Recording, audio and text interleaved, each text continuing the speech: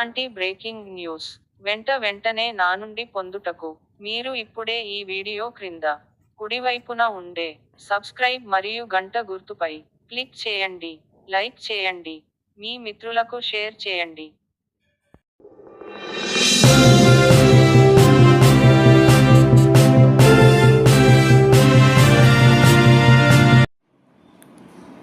తెలంగాణ రాష్ట్ర గురుకుల ఉపాధ్యాయులు, అధ్యాపకులు అందరికీ నా నమస్కారం.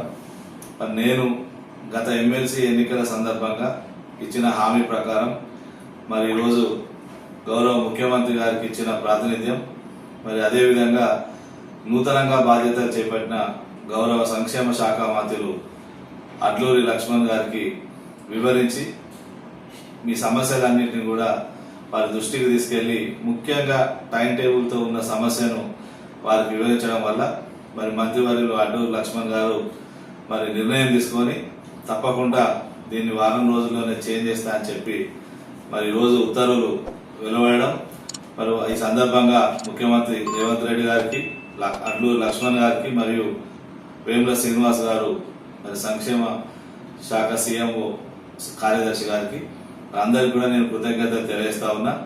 మరి అదేవిధంగా మరి ఈరోజు మైనార్టీ గురుకుల పాఠశాలకు సంబంధించి ఉత్తర్వులు వెలువడినవి.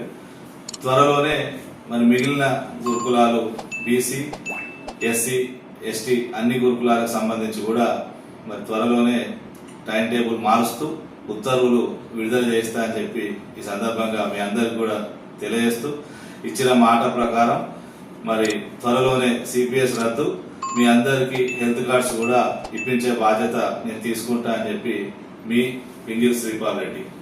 జై.